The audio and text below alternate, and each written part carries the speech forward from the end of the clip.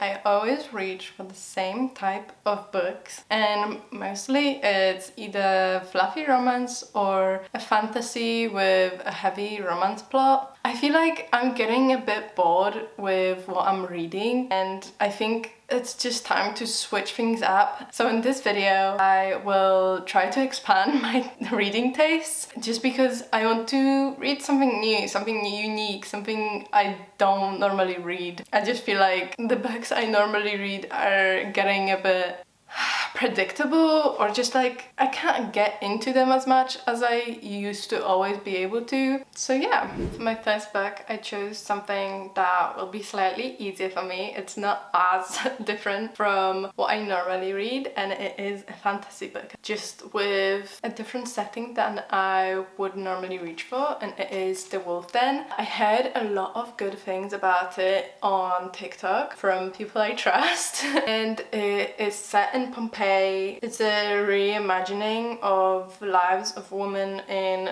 Pompeii's Lupana. And because someone said on TikTok that it's about she-wolves, I thought it's gonna be about werewolves, but it said in the book Lupana in Pompeii had two meanings for the romance, both brothel and den of wolves, just as the word lupa could mean both prostitute or she-wolf. So yeah, I already started this book yesterday. I'm on the 100th page and I'm really liking it. It is about basically prostitutes in Pompeii, and basically they're like kind of slaves. So it's very interesting. They're treated so badly and it is sometimes very hard to read about. So far we've met 4 she-wolves. They're called Amara, Dido, Victoria and Cressa, and they're basically working for the same man, and they're kind of like friends and all of that. But at the beginning of the book they get kicked out of luxurious baths where they can entertain men, and they have to answer to their boss, who is very mad at them, even though it wasn't their fault. But they have to make it up to him that they couldn't earn that money at the baths, so they have to get that money somewhere else. And yeah, Amara is coming up with a plan that will make her more money so she can buy herself out. Just the concept of it is very good. I don't know.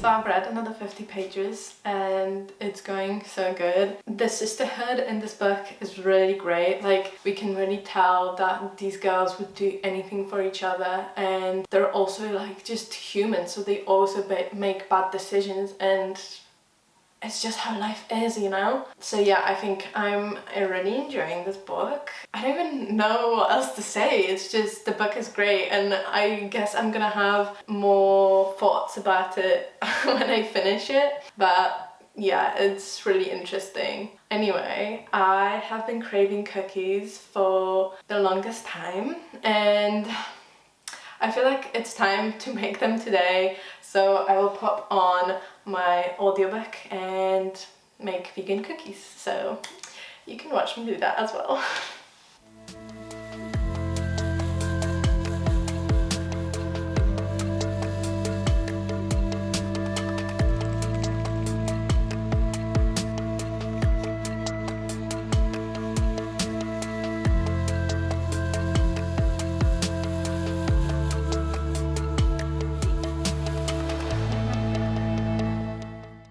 Cookies have turned out a bit interesting. I have not been able to find a good vegan recipe. It's really annoying. Last time I made cookies, they spread out too much, but these didn't even spread out. I don't know if you can see these, but they're like barely spread out. So I had to squish them with an ice cream scooper. They still taste nice, so that's good, but yeah.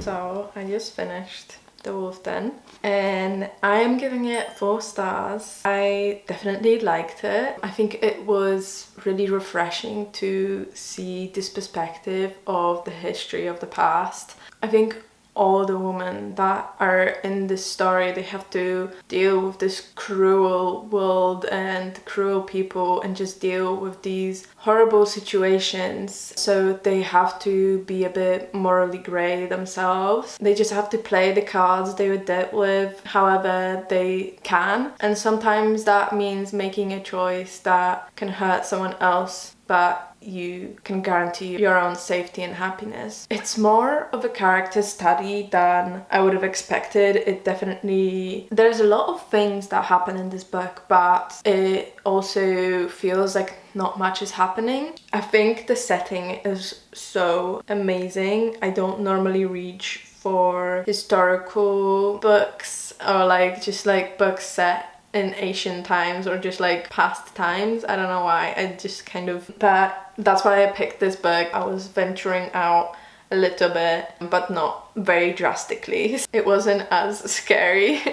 As you can notice, I look a little bit different. I got a haircut. We were in Poland for about 3 weeks visiting my family, so I had a little bit of a break from filming this video. And while I was in Warsaw, I read Alone With You in the Ether. It is another book that I thought was a little bit outside of my comfort zone. I think it's literal fiction. I don't know how to really describe this book. I feel like it's one of a kind. It's just its own genre in a way. This book started out as kind of a play setting with the setting scenes and all of that, explaining who the characters are, and I thought that was really intriguing. It took me a while to really get into the book and into the story, as it starts out a little bit drastic. One of the main characters is involved with drugs, and I just don't really I don't really like that scene, but this book is written so beautifully and it's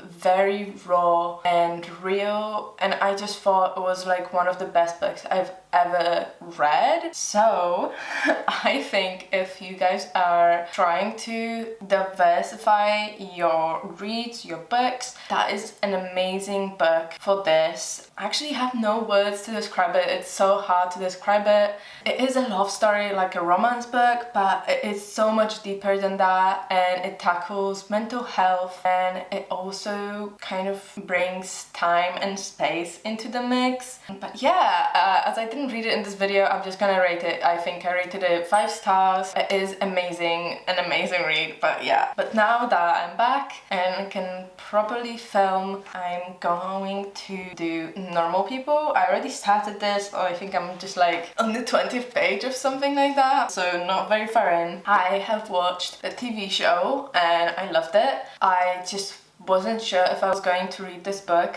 as it's literal fiction, and I am kind of scared of the writing, and I know that the conversations aren't in quotation marks, so I was worried that I would not be able to distinguish when the characters are talking, and that was a bit scary to me. But now that I'm kind of into the book already, I can definitely tell you that it's not as big of a problem as I was making it out to be. It's very easy to just gather when they're talking and just get used to it. But yeah, I'm excited to give this a read, as I did love the series and the characters, and the story is just so beautiful. Yeah, I am a little bit sick. We just came back and I think the change in the temperature was a bit of a shock to my system, and so I am a bit under the weather, so if you see me reading in bed, that's why, and my voice probably sounds a little bit off. But yeah, let's start reading this book properly.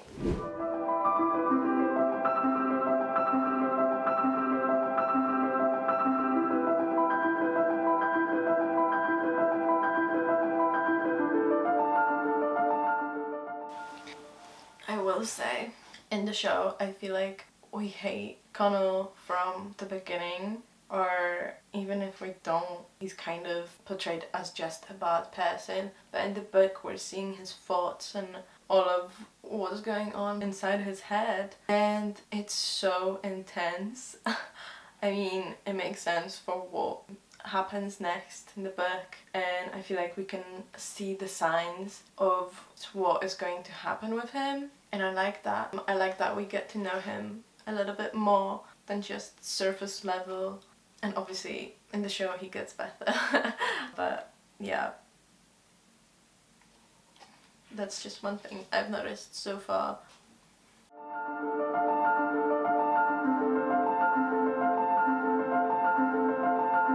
So yesterday I read about 140 pages.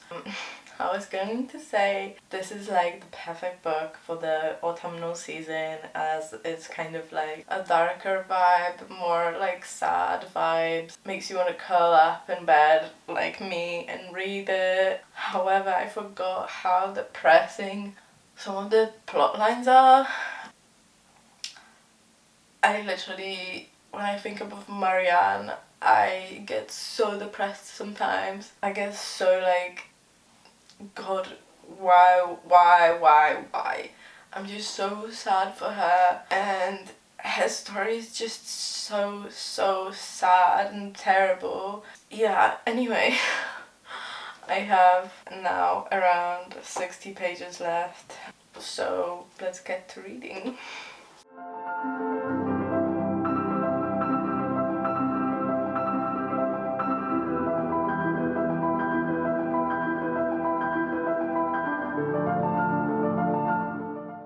Bro, this book is so sad. I literally can't. If you don't know what Normal People is about, it's a literal fiction about two teenagers from Ireland that come from very different backgrounds, very different social classes, and the impact their relationship, whether it's platonic or not, has on their self and like identity. There's a lot of talk about mental health and just like anxiety, depression.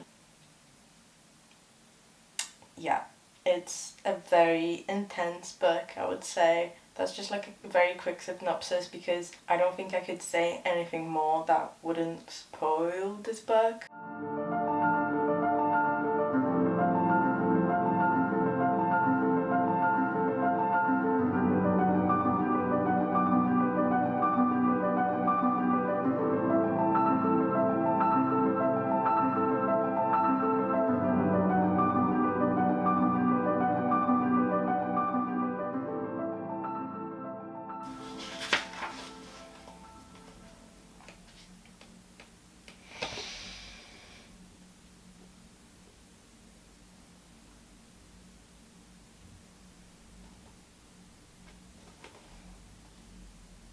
I still can't believe the book ends like that. I thought it would be different a little bit in the book than in the show, but I think it's pretty much the same. I think I'm going to give this book 4.5 stars. I didn't connect with it as much as the show, but I think it's because I watched the show first, so that's how I got to know the story, and the book and the series are very similar. There's not many things that are different from the book, which is good for the show.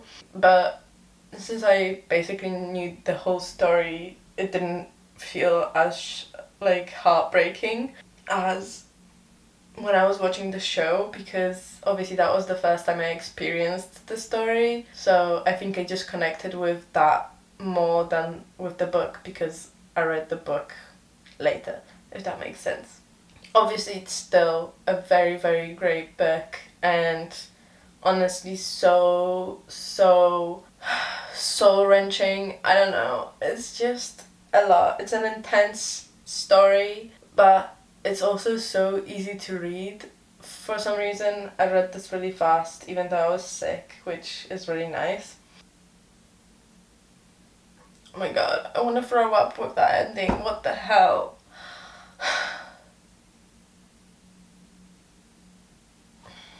Anyway, it was a really good book, okay? I don't really know. I don't have much else to say. It's so... yeah.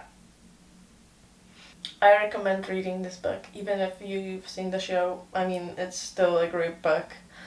I'm finally not sick anymore. I think it took me more than 10 days to get better, but hopefully I'm out of the woods now. Anyway, for the last book, I'm going to read something of a genre that I literally never read. So for my last book, I'm gonna be reading a thriller book because I never read those as I get really easily scared. So it's just hard for me to read a book and then know I'm going to be scared throughout the whole book. Yeah, I thought maybe it is time, since I'm expanding my taste, and I chose It Ends at Midnight. I have wanted to read this book for a while. I think I had it on my TBR for more than a year. I think I read the blurb 2 years ago when I first wanted to read it. So now I don't know what this book is about. I started reading it yesterday. I am hoping I can finish this book. I don't want to be too scared, but yeah, let's see how it goes.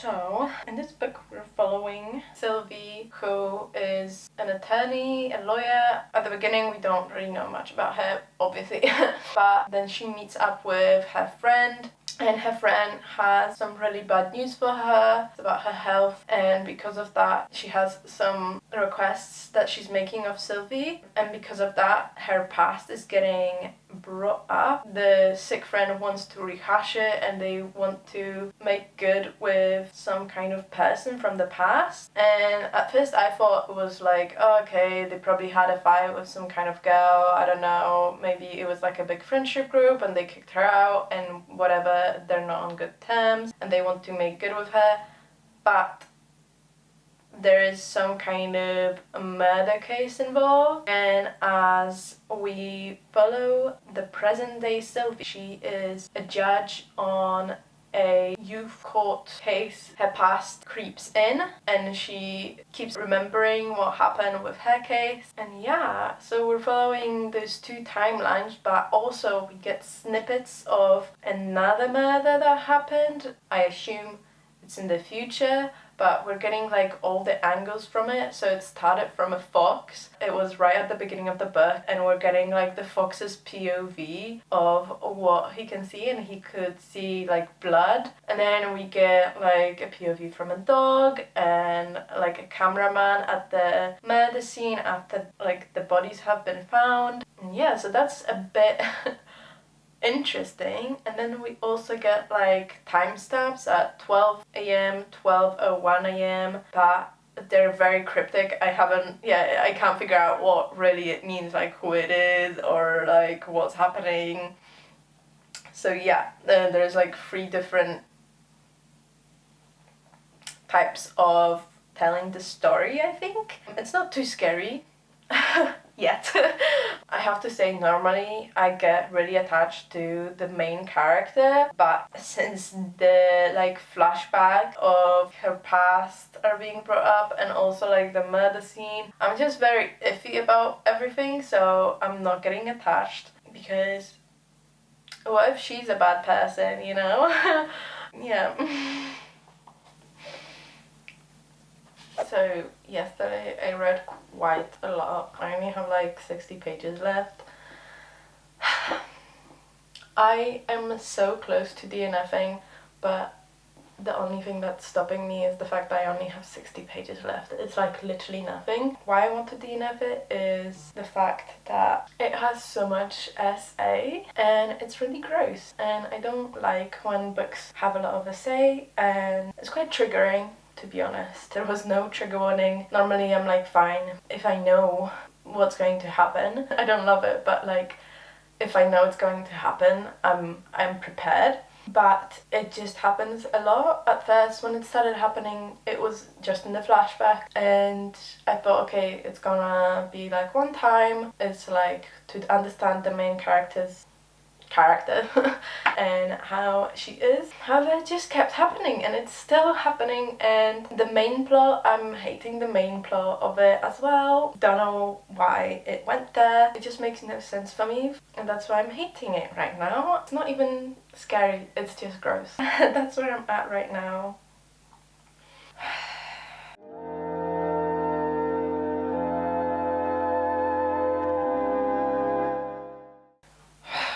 Also, the main character is such a pushover. It's so frustrating. Honestly, at this point, I hope she gets murdered. But, you know, someone's dying, so I hope it's her.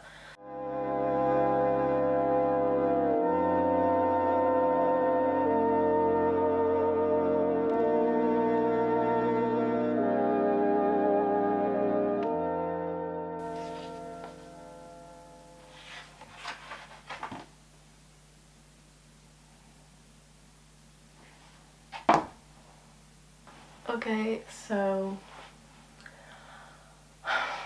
there was like a minor plot twist. I think I kind of saw it coming, but like, I don't know.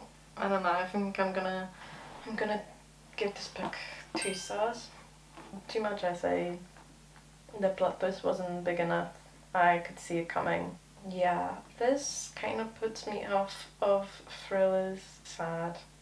But also, maybe thrillers are just not for me, you know? Well, anyway. Obviously my favourite was Normal People. It's a beautiful book. And yeah, thanks for watching and see you in the next one.